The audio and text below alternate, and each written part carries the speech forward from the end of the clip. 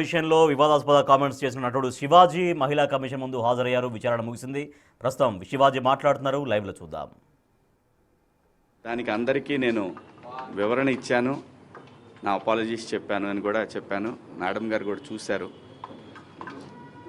నాకు ఇక్కడికి వచ్చిన తర్వాత అర్థమైంది ఏంటంటే, నేను ఏదైతే ఆ రోజున నేను ఏదో జరగబోతుంది అని ఏదైతే గ్రహించానో,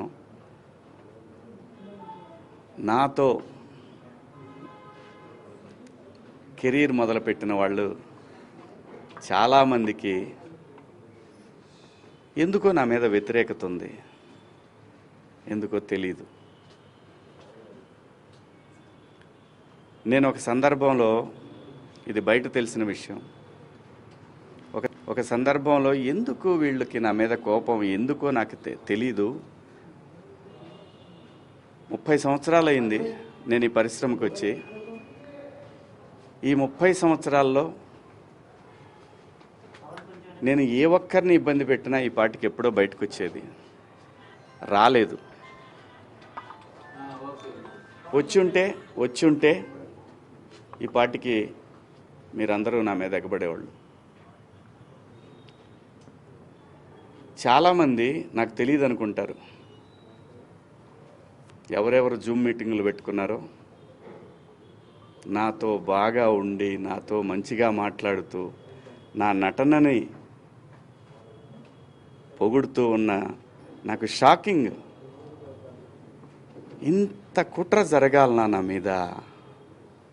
నేను అన్న పదానికి, ఆ 2 పదాలకి, నేను ఆవేశంలో మాట్లాడిన దానికి నాకు బాగా కావలసిన వాళ్ళు కూడా ఇంత కుట్ర చేయాలన్నా నా మీద? నేను మేడం గారు, ఆవిడ, ఇది ఒక ప్రభుత్వం యొక్క సంస్థ. వ్యవస్థలను గౌరవించకపోతే సమాజం తప్పుడు దారిలో పడుతుంది, అన్రెస్ట్ ఏర్పడుతుంది. ఆవిడ చాలా హుందాగా, చాలా గౌరవంగా ఈ వ్యవస్థను నడిపిస్తూ ఉన్నారు. ఒక బిడ్డకి చెప్పినట్టు చెప్పారు, ఇది ఇలా తప్పు. నేను అడిగింది ఒకటే మేడం గారిని, మేడం గారు, మీరు మీ డ్యూటీ చేశారు, మీరు చేసిన దానికి నేను గౌరవంగా నేను వచ్చి ఒక పౌరుడిగా నా బాధ్యత నేను నిర్వహించాను. ఇక్కడ ఇందాక నేను మాట్లాడిన నా కుట్ర విషయం వేరే, మేడం గారి సందర్భంలో జరిగింది వేరే. నన్ను అంతగా అసహించుకోవటానికి, మీరు నా మీద అంత జలసీ రావటానికి ఏమిటమ్మా కారణం?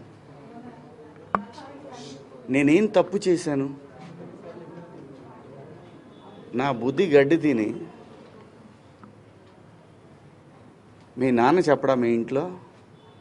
మీ అమ్మ చెప్పదా మీ ఇంట్లో? అంత ద్వేషం ఎందుకు పెంచుకుంటున్నారు?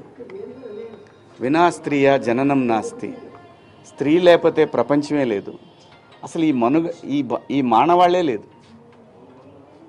ఏ మగవాడు కూడా తన ఇంట్లో తన భార్య, తన బిడ్డ, తన అక్క చెల్లెళ్ళు, తన కుటుంబాలు ప్రతి ఒక్కడికే ఉంటాయి.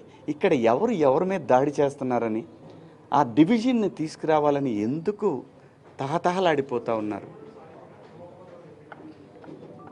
అందరి వాదన ఒకటే, స్త్రీని మహాలక్ష్మిలా చూసుకోవాలనుకుంటారు. ఎవరు బట్టలు ఎలా వేసుకుంటే నాకేంటమ్మా? మీరు ఎలాంటి బట్టలు వేసుకోవాలనేది మీ ఇష్టం. నేను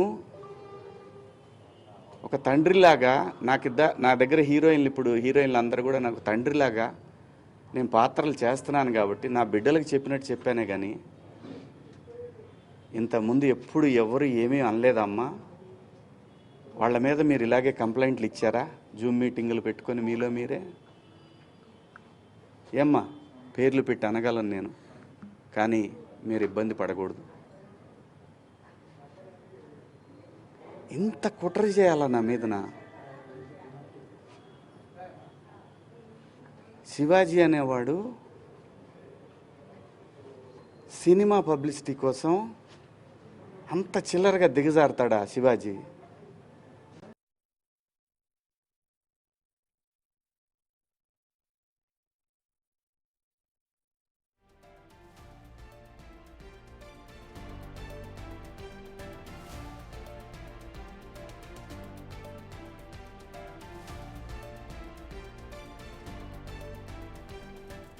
రైట్, మొత్తానికి మహిళా కమిషన్ ముందు నటుడు శివాజీ విచారణ అయితే ముగిసింది. విచారణ అనంతరం కూడా ఇటు శివాజీ ప్రెస్ వద్ద మాట్లాడుతున్నారు. నాపై ఇంత కుట్ర జరగాల, నేను మాట్లాడింది అందరి మహిళల గురించి కాదు, కేవలం కొంతమంది మహిళలకు సంబంధించి, అలాగే హీరోయిన్స్ సినిమాలో ఏ విధంగా ఉంటారో వాటికి తగ్గట్టు నేను మాట్లాడాను, నేను ఆ వయసంలో మాట్లాడిన దానికి ఇంత కుట్ర ఎందుకు అంటూ కూడా ఆయన చెప్తూ ఉన్నారు. మరొక వైపు ఆవిడ చాలా హుందాగా వ్యవస్థను నడిపిస్తున్నారు అంటూ కూడా పరోక్షంగా ఇటు అనసూయని